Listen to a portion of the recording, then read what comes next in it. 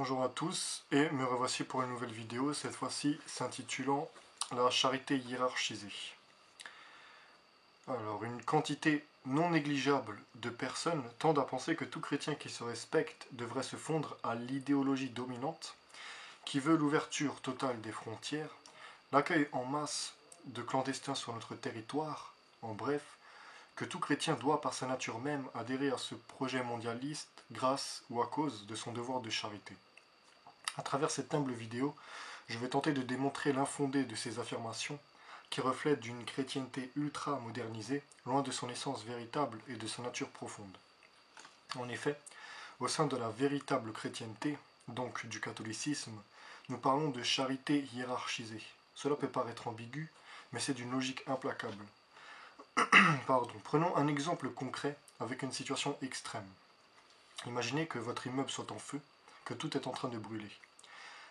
Habitent dans cet immeuble, dans les premiers étages, votre femme et vos enfants, votre proche voisin qui est un ami de longue date, et en haut, de purs inconnus. Qui allez-vous sauver en premier? Votre femme et vos enfants, évidemment. Et si vous en avez la possibilité, votre ami de longue date.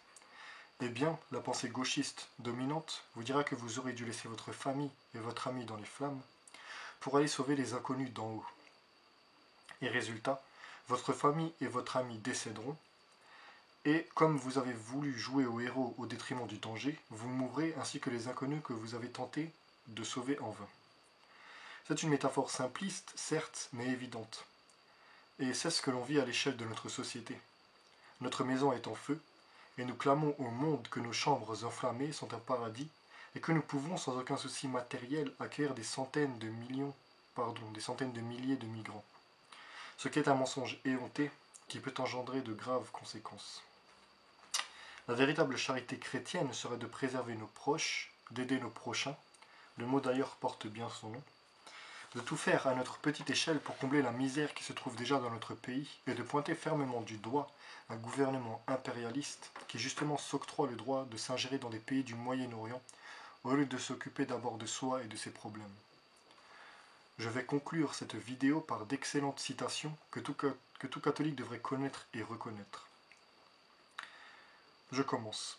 Si quelqu'un n'a pas soin des siens, et principalement de sa famille, il a renié sa foi, et il est pire qu'un infidèle. Saint Paul, première épître à Timothée, chapitre 5, verset 8. Comme tu ne peux pas être utile à tous, tu dois surtout t'occuper de ceux qui, selon les temps et les lieux ou toute autre opportunité, te sont plus étroitement unis, comme par un certain sort. Par sort, en effet, il faut entendre quiconque t'est lié temporellement et qui adhère à toi, ce qui fait que tu choisis de l'avantager. Saint Augustin, Doctrine chrétienne. Il faut que l'affection de l'homme soit ordonnée par la charité, que d'abord et principalement il aime Dieu, ensuite soi-même, enfin le prochain, et parmi les prochains, davantage ceux qui sont les plus proches et plus à même de nous aider.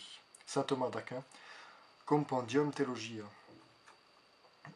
La loi naturelle nous ordonne d'aimer d'un amour de prédilection et de dévouement le pays où nous sommes nés et où nous avons été élevés.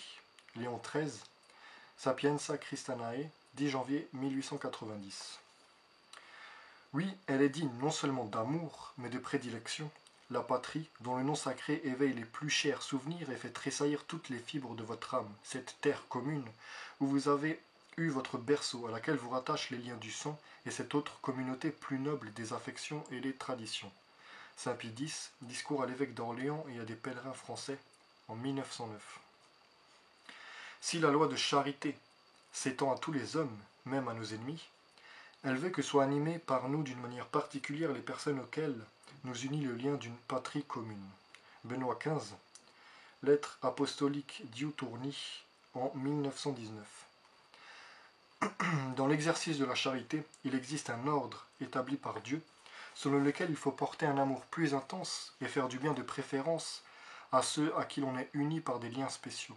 Le divin maître lui-même donna l'exemple de cette préférence envers sa terre et sa patrie, en pleurant sur l'imminente destruction de la cité sainte. Alors c'est Pie XII, Summi Pontificatus, en 1939. Je vous remercie pour l'attention portée et à une prochaine vidéo. Bien à vous.